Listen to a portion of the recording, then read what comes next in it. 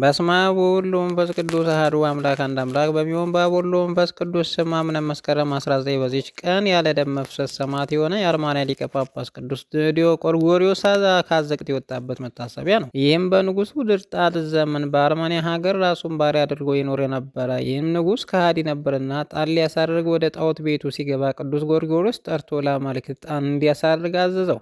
ቅዱሱ ግን የንጉሱን ትእዛዝ አልሰማም። ስለዚህም እጅግ ጽኑ የሆነ ስቃይን አሰቃየው፣ በእሳትም አቃጠለው። ከዚያ በኋላ ጥልቅ ከሆነ ጉድጓድ ውስጥ ጣለው። በዚያም 15 ዓመት ኖረ። በንጉሱ አዳራሽ አቅራቢያ አንዲት አሮጊት ነበረች። እርሷም እንጀራ እየጋገረች ቅዱስ ጎርጎርዮስን በውስጡ ካለበት ጉድጓድ ሁል ጊዜ ጣይለት የሚላት ራእይን አየች። ይችም አሮጊት እንዲህ እያደረገች እንጀራም እየጣለች እስከ 15 ዓመት ፍጻሜ ኖረች። በዛ ወራት ይህ ንጉሥ ድርጣድስ ደናግሎቹና ቅድስት አርሴማን ገድሎ ስጋቸውን በተራራ ላይ ጣለ። ሰይጣንም በንጉሥ ድርጣድስ ላይ ተጫነ። እግዚአብሔር የተፈጥሮ መልኩን ለውጦ እንደሪ ያደረገው። እንዲሁም ከቤተ መንግሥት ሰዎች ብዙዎች ሰይጣን ተጫናባቸው። በቤተ መንግሥትም ውስጥ ታላቅ ሐዘንና ጭንቅ ሆነ።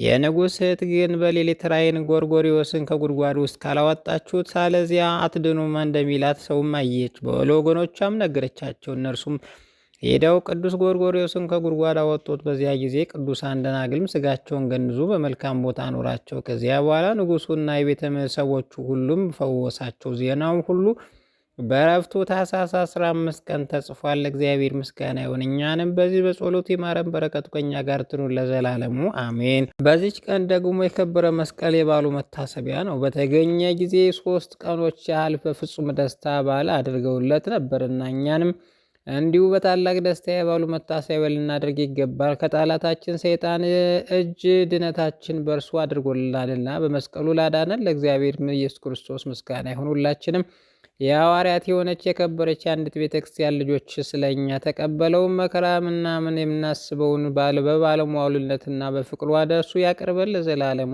አሜን። በዚች ቀን በሊቀ ጳጳሳት አባ ብንያም ዘመን የሆነ የከበረ ገዳማዊ ቄርቆስ የዕረፍቱ መታሰቢያውንም ቅዱስ ሰው ከካህዲው ንጉሥ መርቅያን በሸሸ ጊዜ በከፍተኛ ተራራ ላይ በብቸኝነት ተቀመጠ። በውስጡም አራዊት ይኖሩበታል። ምግቡንም እግዚአብሔር ለመነ። አጋዘንም በየ3 ቀን ወደ እርሱ እንድትመጣ ወተቷንም እንዲጠጣ አዘዘለት። በእንዲህ እያለ ስራም 10 ዓመት ኖረ። የተረገመ ሰይጣን ግን በተጋድሎ በቀና ጊዜ በየአይነቱ በሆነ ፈተና ሊፈትነው ጀመር። ያስፈራው ዘንድ በጥቁር ባሪያ አምሳል የሚመጣበት ጊዜ አለ። ደግሞ በብዙ ሰራዊትና በፈረሰኞች አምሳል ሆነው ይዘው ያስሩታል። በጅራፍም ገርፈው በእግሮቹ ይወትቱታል። ሰይጣናትም እንደሆኑ ባወቀ ጊዜ በመስቀል ምልክት በላያቸው ሲያማትብ ያን ጊዜ ሸሹ። በአንዲት ዕለትም በሌሊት ሲሰግድ በታላቅ ከይሲ አምሳል በአንገቱ ላይ ተንጠለጠለና በፊቱ ውስጥ ሊተነፍስበት ይፈለገ። ያን ጊዜም ከእግዚአብሔር እርዳታ ለመነ። መልአኩን ልኮ አዳነው። ዕረፍቱ ጊዜ ሲቀርብም ወደ ሊቀ ጳጳስ አባ ብንያም ሄዶ ስራውን ሁሉ ነገረው። ከዚያ በኋላ ወደ ባቱ ተመለሰ። ሊቀ ጳጳሳቱም መገነዣውን እንዲያዘጋጁ 3 ኤጲስቆጶሳትን ወደ እርሱ ላከ። ወደ ባቱም በሄደ ጊዜ ታሞ አገኙት። ነፍሱንም ከስጋው በምትወጣ ጊዜ ለመንገር የማይቻል ታላቅ ክብር ተመለከቱ። በባቱ ውስጥም ቀበሩት። ለእግዚአብሔር ምስጋና እኛንም በጸሎቱ ይማረን፣ በረከቱ ከእኛ ጋር ትኑር ለዘላለሙ አሜን።